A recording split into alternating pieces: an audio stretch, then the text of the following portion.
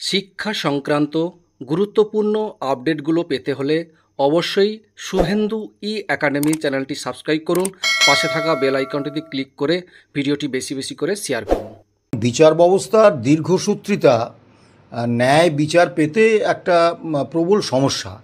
Supreme কোর্টই বহুবার বলেছে justice delayed, justice denied, এবং 2016 সালে আমরা মামলাটা করেছিলাম। তারপরে দীর্ঘ দিন স্যাট হাইকোর্টে মামলা চলেছে, তারপরে সুপ্রিম কোর্টে গেছে। গত 2022 সালের 28শে নভেম্বর প্রথম শুনানি হয়েছে, কিন্তু তারপর থেকে আমরা শুধু তারিখ পেয়ে গেছি। এবং একথা বলতে কোনো দ্বিধা নেই, কোনো কারণে তারিখ পেয়েছি এরকম নয়।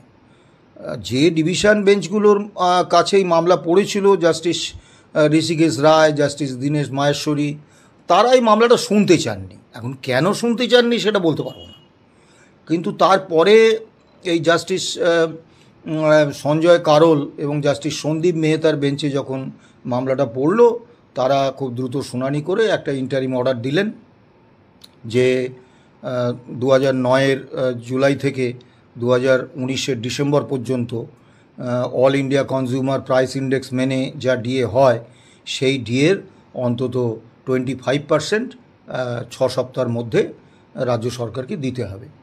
এখন সেই রায়টাও রাজ্য সরকার মানেনি।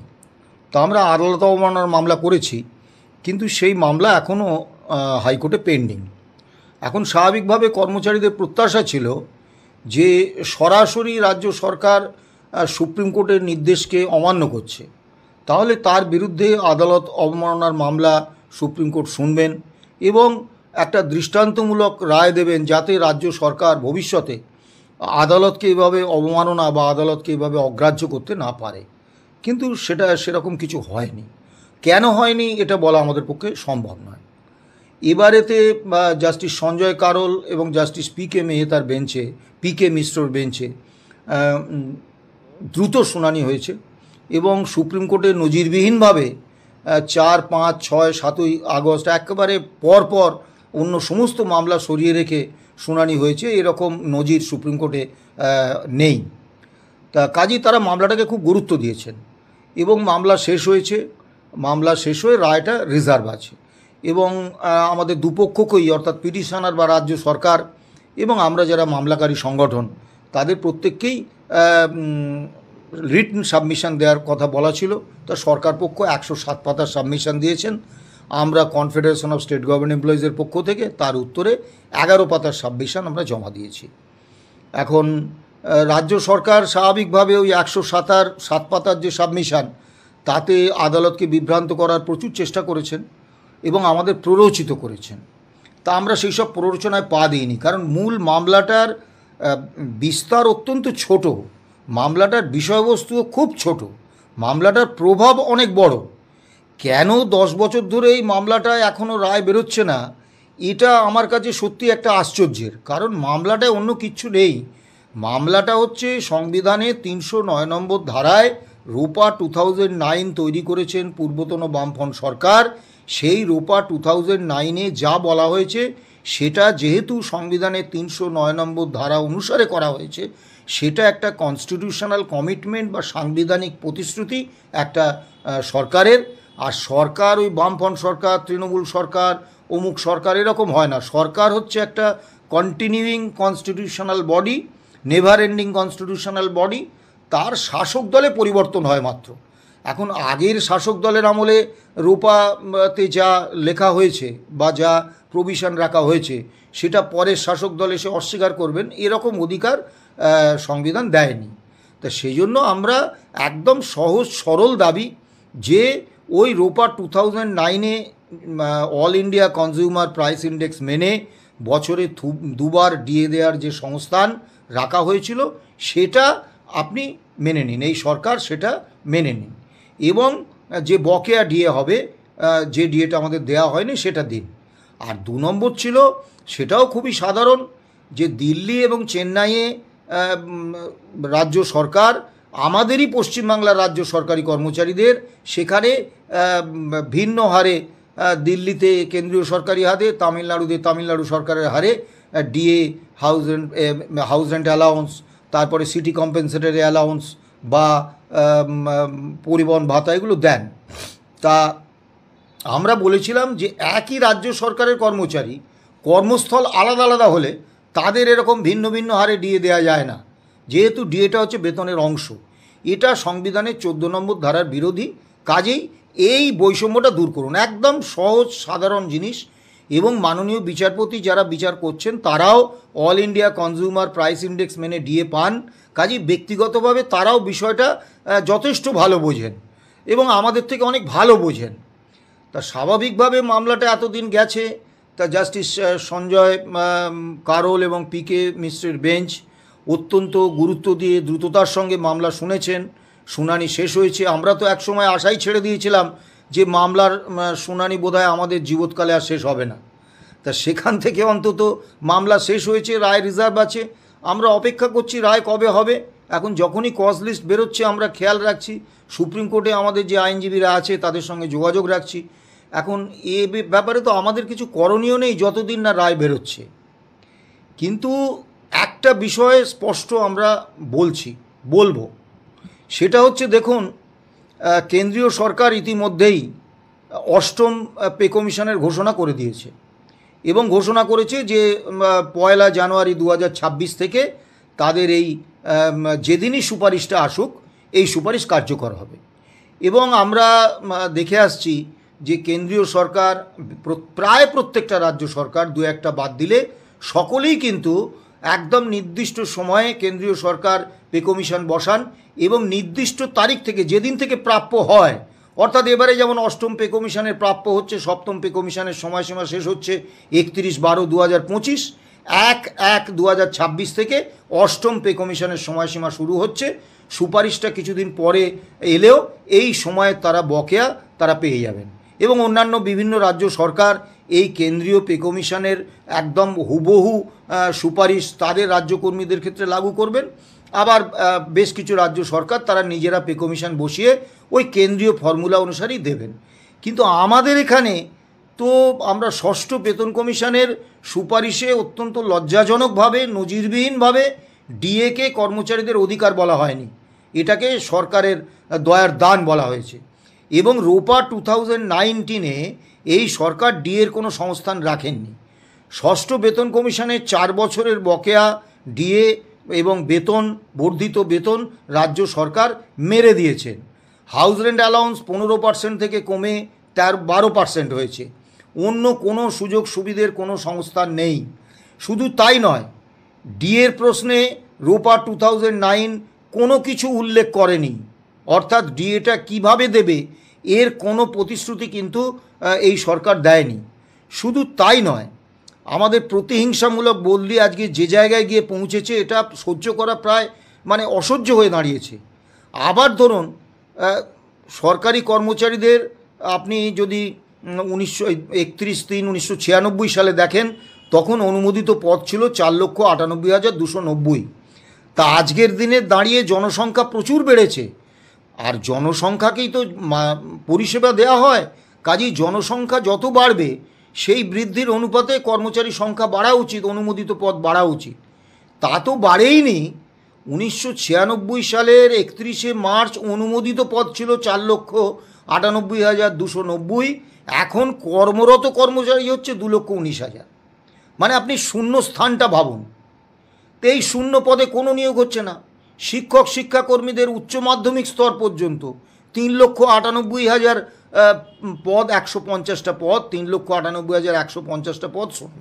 উচ্চ মাধ্যমিক পরবর্তী স্তরে আরও অনুমোদিত পদের 60% পদ শূন্য। স্কুলগুলো কার্যত চলছে না। 10 বছরে 7,200টা স্কুল বন্ধ হয়ে গেছে। সম্প্রতি রাজ্য সরকার আরও 8,227টা স্কুল বন্ধ করে দিলেন। স্কুলগুলো বন্ধ হয়ে যাচ্ছে। 3,500-এর উপর স্কুলে একজন করে টিচার, এবং এরকম স্কুলও রয়েছে যেখানে কোনো টিচার নেই। অর্থাৎ সরকারি শিক্ষা পাঠ্যক্রমটা, সরকারি শিক্ষা পরিকাঠামোটা রাজ্য সরকার তুলে দিতে চাইছে। তো এই শূন্য পদে নিয়োগের দাবি দীর্ঘদিনের, আমরা আদায় করতে পারছি না। ধরুন এই যে কন্ট্রাকচুয়াল কর্মীদের একেবারে কৃতদাস মালিকের ঢঙে কাউকে 600 টাকা, কাউকে 1,690 টাকা, কাউকে 2000 টাকা, 3000 টাকা, 5000 টাকা, সর্বোচ্চ ওই সিভিক ভলেন্টিয়ার তাদের 10,000 টাকা বেতন দিয়ে কার্যত কোনো সামাজিক সুরক্ষা না দিয়ে তাদের না আছে কোনো পেনশন, না আছে কোনো ছুটি, না আছে কোনো মেডিকেল, কিচ্ছু নেই। এবং এই সামান্য পয়সা, ভাবুন আজকের দিনে পঞ্চায়েতের ট্যাক্স কালেক্টরদের রাজ্য সরকার বেতন দিচ্ছেন মাসে 600 টাকা। আপনি ভাবুন, জীবিকা সেবকরা আজকে 8 বছর বেতন পাচ্ছেন না। বিভিন্ন পুরসভায় অবসর নিয়েছেন কর্মীরা, তারা পেনশন পাচ্ছেন না। গ্র্যাচুইটি, প্রভিডেন্ট ফান্ড তাদের আটকে আছে, সরকার দিচ্ছে না। বিচ্ছিন্নভাবে কেউ কেউ আদালতে গিয়ে হয়তো আদায় করে আনছে, কিন্তু সামগ্রিকভাবে সকলের পক্ষে তো আদালতে যাওয়া সম্ভব নয়। তারপরে পুরসভায় যে চুক্তি নিযুক্ত কর্মী, বহু ক্ষেত্রে 6 মাস, 8 মাস, 9 মাস, 1 বছর তাদের বেতন হয়নি। এবং এইভাবে কৃতদাসের ঢঙে তাদের কাজ করিয়ে নিচ্ছে। অর্থাৎ সরকার একদিকে শূন্য পদে কোনো নিয়োগ করছে না, স্থায়ী পদে নিয়োগ করবেন না, আর শিল্প কলকারখানা হচ্ছে না। সিঙ্গুরে যে সর্বনাশ মমতা বন্দ্যোপাধ্যায় করেছেন, টাটাদের মতো একটা আন্তর্জাতিক খ্যাতিসম্পন্ন শিল্প সংস্থার 92% উৎপাদন হয়ে যাওয়া একটা কারখানা, যার উৎপাদন শুরুর মুখে, সেই কারখানাটাকে ধ্বংস করে গুজরাটের সানন্দে পাঠিয়ে দিয়েছেন, যার ফলে সমস্ত শিল্পপতিরা, বিনিয়োগকারীরা পশ্চিমবঙ্গ সম্পর্কে ভীত সন্ত্রস্ত। তারা ওই শিল্প সম্মেলনে এসে নাচাগানা করবে, কিন্তু পশ্চিম বাংলায় কোনো বিনিয়োগ করবে না। কারণ তাদের মনে আশঙ্কা যে টাটাদের মতো প্রতিষ্ঠানকে যদি এখান থেকে চলে যেতে হয় উৎপাদন শুরুর মুখে, তাহলে আমাদের কি হবে? বিনিয়োগের তো কোনো নিরাপত্তা নেই। আর শিল্পপতিরা তো নাচ গান করতে বিনিয়োগ করবেন না, তারা বিনিয়োগ করবেন লাভ করার জন্যে। তাদের বিনিয়োগের একদম নিশ্চিত লাভ দেবে, এই অবস্থাটা দেখলেই তারা বিনিয়োগ করবেন। ফলে বেসরকারি জায়গায় কোনো কর্মসংস্থান হচ্ছে না, সরকার শূন্য পদে কোনো নিয়োগ করছেন না। তাহলে এই বেকার ছেলেমেয়েরা যাবে কোথায়? তারা তো অসহায়। তাদের এই কর্মসংস্থানহীনতার সুযোগটা তৈরি করে দিচ্ছেন সরকার, এবং তৈরি করে দিয়ে তাদেরকে ওই 600 টাকা, 1666 টাকা, 2000, 3000, 5000, 7000 টাকা, 10,000 টাকা বেতনে কৃতদাসের মতো কাজ করিয়ে নিচ্ছেন। তা আমরা দীর্ঘদিন ধরে দাবি করছি যে এদের স্থায়ী কর্মীদের সমান বেতন দাও, এদের সামাজিক সুরক্ষা দাও। তো সরকার কর্ণপাত করছে না। তা স্বাভাবিকভাবে প্রচুর দাবি। এবং আজকে আপনি ভাবুন, আমাদের একটা পে কমিটি হয়েছিল, আর এর পরে বাকিগুলো সব পে কমিশন হয়েছিল, যার জন্যে কেন্দ্রের যখন 7ম পে কমিশন, তখন আমাদের 6ষ্ঠ পে কমিশন। কেন্দ্রের যখন 8ম পে কমিশন ঘোষণা হয়ে গেছে, আমাদের 7ম পে কমিশন হওয়ার কথা। আদালতের রায় কি হবে আমরা জানি না, কবে বেরোবে এটাও জানি না। তা স্বাভাবিকভাবে এখন কেন্দ্রীয় এবং অন্য রাজ্যের কর্মচারীরা তারা ডিএ পাচ্ছেন 58%। বছরে 2বার করে ডিএ হয়, যার ফলে 10 বছর অন্তর পে কমিশন হয়। তাহলে 20 কিস্তি ডিএ একটা পে কমিশনের পিরিয়ডে হয়। যতক্ষণ না এই 20 কিস্তি ডিএ কর্মচারীরা পাচ্ছেন, ততক্ষণ কিন্তু পরবর্তী পে কমিশন গঠন হবে না। কাজেই কেন্দ্রীয় সরকারের যখন 58% ডিএ হয়েছে বা 20 কিস্তি ডিএ তারা পেয়ে গেছেন, তখনই কিন্তু পে কমিশন ঘোষণা হয়েছে, তার আগে কিন্তু হয়নি। অন্যান্য রাজ্যের ক্ষেত্রেও তাই। আমরা এখন 18% ডিএ পাচ্ছি। ওই 58% ডিএ হতে, মানে আরও 40% ডিএ পেতে আমি ততদিন বেঁচে থাকবো কিনা জানি না। অর্থাৎ 7ম বেতন কমিশনটাও, রাজ্য 7ম বেতন কমিশন গঠনটাও চূড়ান্ত অনিশ্চিত। তো এই রকম একটা অবস্থায় সরকারের নিশ্চয়ই দায় আছে। কিন্তু আপনি যদি বলেন যে কেন্দ্র বা অন্যান্য রাজ্য সরকারগুলো, তারা কেন তাদের কর্মীরা আমাদের থেকে আর্থিক, অধিকারগত, সুযোগ সুবিধেগত সব কিছুতে তারা এগিয়ে আছেন, আমরা কেন এত পিছিয়ে? তার মানে কি ওইখানকার সরকারগুলো অত্যন্ত শ্রমিক কর্মচারী দরদি? ওই সব সরকারে যারা শাসক দল আছেন তারা শ্রমিক কর্মচারীদের খুব ভালোবাসেন, তারা একদম দয়া করে স্নেহ মায়া মমতা করে দিয়ে দেন? না, ব্যাপারটা একদমই তা নয়। সরকার হচ্ছেন মালিক, কর্মচারীরা হচ্ছে শ্রমিক। সম্পর্কটা শ্রমিক মালিকের। মালিক পক্ষ সবসময় চাইবে কম পয়সা দিয়ে, কম সুযোগ সুবিধে দিয়ে, কম দিয়ে বেতন দিয়ে যাতে আমি বেশি কাজ করিয়ে নিতে পারি। আর শ্রমিকদের কাজ হচ্ছে যে ঐক্যবদ্ধভাবে মালিককে বাধ্য করা যে তার ন্যায্য প্রাপ্যটা তাকে মিটিয়ে দিতে হবে। তো এইটা হচ্ছে শ্রমিক মালিকের চিরন্তন সম্পর্ক। এবং কেন্দ্র বা অন্য রাজ্যের ক্ষেত্রেও একই। এলআইসি, জিআইসি, আপনি যাদের বলুন, ব্যাংক, একই সম্পর্ক। সেই সব জায়গায় কিন্তু কর্মচারীরা ঐক্যবদ্ধভাবে ওই লাল ঝান্ডার পাশে তেরাঙ্গা ঝান্ডা, তার পাশে গৈরিক ঝান্ডা লাগিয়ে ঐক্যবদ্ধভাবে তাদের পেশার স্বার্থে লড়াইটা করে। কেন্দ্রীয় সরকারের কিন্তু এই হিম্মত নেই যে তারা এই বেতন কমিশনটা গঠন করবে না, তাহলে কিন্তু কেন্দ্রীয় সরকারি কর্মচারীরা ধর্মঘট ডেকে দেবে, অনির্দিষ্টকালের জন্য ধর্মঘট হবে। এবং সেখানে কিন্তু সরকারকে চোখের মণির মতো, পেটের লিভারের মতো, বুকের হৃৎপিণ্ডের মতো রক্ষা করার স্বঘোষিত দায় নিয়ে কোনো কর্মচারী নেই।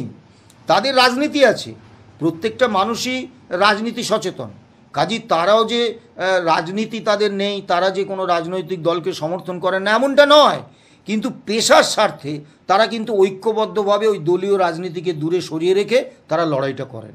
পশ্চিমবাংলায় অত্যন্ত দুর্ভাগ্যের বিষয় যে দীর্ঘ কয়েক দশক ধরে পশ্চিমবাংলায় আগে যখন একটা সরকার ছিল তখন একদল কর্মচারী এসে বললেন আমরা স্বঘোষিত দায়বদ্ধ, এই সরকারটাকে চোখের মণির মতো রক্ষা করতে হবে, যার ফলে সরকারের বিরুদ্ধে আন্দোলনে তারা না থাকলো না।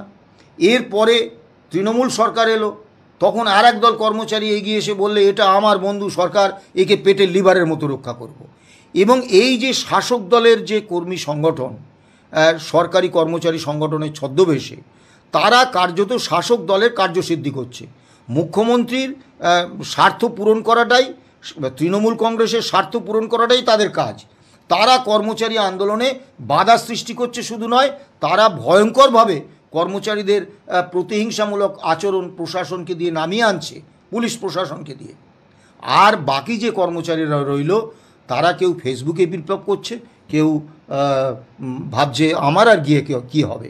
একটা উদাহরণ আপনাকে দিই, গত 5ই অক্টোবর থেকে 24শে অক্টোবর কুচবিহারের ওই সাগরদিঘি ডিআই অফিস থেকে এই নবান্ন পর্যন্ত একটা পদযাত্রা করেছিল কয়েকজন শিক্ষক। তা 800 কিলোমিটার রাস্তা। তা আমি হুগলি জেলার বাসিন্দা, এই বৈদ্যবাটি গঙ্গা থেকে তারকেশ্বর হচ্ছে 35 কিলোমিটার পথ। এই রাস্তাটা যারা ওই বাঁকে করে জল নিয়ে বাবার মাথায় ঢালতে যায়, তারা যখন পরদিন ফেরে, আমরা ট্রেনে যখন অফিস যাই, দেখি তাদের অবর্ণনীয় অবস্থা, পা ফুলে গেছে, পায়ের নিচে ফোসকা, তারা হাঁটতে পারছে না, ওই মেঝে মানে ট্রেনের মেঝেতে বসে আছে, তাদের দেখলে মায়া হয়। 35 কিলোমিটার পথ। আর এই শিক্ষকরা, শিক্ষাকর্মীরা তারা কুচবিহার থেকে নবান্ন 800 কিলোমিটার পথ হেঁটেছে, একটা দিনের জন্য তারা বিশ্রাম নেয়নি। তাদের দাবি ছিল যে ওয়েস্ট বেঙ্গল হেলথ স্কিমে তাদের অন্তর্ভুক্ত করতে হবে। তো এই ওয়েস্ট বেঙ্গল হেলথ স্কিম সরকারের একটা লাভজনক স্কিম। 16 বছরে ক্লেম মেটাতে রাজ্য সরকার খরচ করেছে 258 কোটি টাকার মতো, আর 1 বছরে প্রিমিয়াম বাবদ রাজ্য সরকারের আয় হয় 134 কোটি টাকা। মানে 2 বছরের প্রিমিয়াম দিয়ে 16 বছরের ক্লেম বাবদ যা খরচা রাজ্য সরকার করেছে তারপরেও বেশ কিছু টাকা তার হাতে থাকে, আর 14 বছরের প্রিমিয়ামের টাকা আছে। মানে এটা একটা বিপুল লাভজনক প্রকল্প। এই প্রকল্পে শিক্ষক শিক্ষাকর্মীদের অন্তর্ভুক্ত করলে সরকারকে 1 নয়া পয়সা খরচ করতে হবে না। কিন্তু শিক্ষক শিক্ষাকর্মীরা এই দাবিতে দীর্ঘ 800 কিলোমিটার পথ অতিক্রম করলেন। তারা সেদিন ওই একজন নামকাওয়াস্তে অফিসার ছিলেন, তার হাতে স্মারকলিপি তুলে দিয়েছিলেন। তিনি প্রতিশ্রুতি দিয়েছিলেন যে চিফ সেক্রেটারির সঙ্গে তাদের দেখা করিয়ে দেবেন 10 দিনের মধ্যে। চিফ সেক্রেটারি দেখা করেননি। 10 দিন পরে তারা যখন ঘিসলেন, তাদের কাছে ওই যে তারা মেমোরেন্ডামটা দিয়েছে তার একটা রিসিট কন্টেন্টস নট ভেরিফাইড বলে দিয়ে দিয়েছে। কেন? এই পদযাত্রায় কজন হেঁটেছে? 20-25 জন শিক্ষক তারা ওই কুচবিহার থেকে হেঁটে হেঁটে এসেছে। আর নবান্নের আগে হাওড়া ময়দানে যখন জমায়েত, সেখানে খুব বেশি হলে 250-300 শিক্ষক শিক্ষাকর্মী ছিলেন। অথচ আপনি ফেসবুকে যদি দেখতেন, ওই সময়টা ফেসবুকে এদের সমর্থনে কি বিপুল পোস্ট হচ্ছে। মানে যারা ফেসবুকে পোস্ট করছে এদের সমর্থনে, তারা যদি এই হাওড়া ময়দানে যদি আসতো, তাহলে অন্তত 2-2.5 হাজার শিক্ষক শিক্ষাকর্মী সেখানে জড়ো হতো। তাহলে স্বাভাবিকভাবে আপনি ভাবুন, আপনি সরকারে আছেন, শুধু মমতা বন্দ্যোপাধ্যায়কে গালাগালি দিলে হবে না, শুধু সরকারকে সমালোচনা করলে হবে না, আমাদের আত্মসমালোচনা করতে হবে। তা আপনি কি এই দাবি মানতেন? তো সরকার মানেনি, সরকার আলোচনারই যোগ্য মনে করেনি। ঠিক একই রকমভাবে বিভিন্ন সংগঠন আন্দোলনের কথা ভাবছেন, তারা আন্দোলনের ডাকও দেবেন। কিন্তু প্রশ্ন হচ্ছে, গত 10ই মার্চ 2024, গত 7 এবং 6 এবং 7ই মার্চ 2025 ধর্মঘটের ডাক দেওয়া হয়েছিল। প্রায় সমস্ত কর্মচারী সংগঠন, একমাত্র শাসক দলের কর্মী সংগঠন বাদে, তারা সেই ধর্মঘটের আহ্বানকে সমর্থন করেছিলেন। কিন্তু আমরা বাস্তব যেটা দেখেছি 10 তারিখে তবু কিছুটা সাড়া আমরা পেয়েছিলাম, কিন্তু 6 এবং 7 তারিখের ধর্মঘটে হাইকোর্টের একটা অংশ বাদ দিয়ে সারা পশ্চিমবাংলায় কোনো প্রভাব পড়েনি। তা কর্মচারীরা যদি সামগ্রিকভাবে ভাবেন যে আমাদের দাবিটা ওই অমুক সংগঠনের তমুক নেতা আছে তারা আদায় করে নেবে, ওই তো শ্যামলদা মলয়দা আছে ওরা মামলা করে ডিএটা আদায় করে দেবে, ওই তো ভাস্করদা আছে ও আন্দোলন করে আমার 40% ডিএটা আদায় করে দেবে, কর্মচারীরা মূর্খের স্বর্গে বাস করছে। নেতারা আন্দোলনের ডাক দেবেন, কিন্তু কর্মচারীদের এগিয়ে আসতে হবে এবং কর্মচারীরা ঐক্যবদ্ধ পক্ষ হিসেবে, শ্রমিক পক্ষ হিসেবে সরকারের কাছে দাবি পেশ করতে পারছে না। আজকে বলুন তো, এই 25% ডিএ দিয়ে দেওয়ার, ওই বকেয়া ডিএর 25% ডিএ দেওয়ার অর্ডার দিল সুপ্রিম কোর্ট, সরকার মানল না। আমরা যদি আজকে 3 লাখ 4 লাখ কর্মচারী পেনশনার নিয়ে যদি নবান্নটাকে ঘেরাও করতে পারতাম, কত পুলিশ আছে, আমরা পারিনি। কিন্তু 10 লক্ষ পেনশনার এবং কর্মচারী এই রায়টা উপকৃত হবেন। তা সকলে যদি ভাবেন যে আমার কাজটা অন্য লোকে করে দেবে, অর্থাৎ আমি একটা জেলার বাসিন্দা, হুগলি জেলার বাসিন্দা, আমার আর স্বাধীনতা সংগ্রাম করে কি হবে, ও তো ভারত স্বাধীন হলে আমার জেলাও স্বাধীন হবে, এই মানসিকতা ত্যাগ করতে না পারলে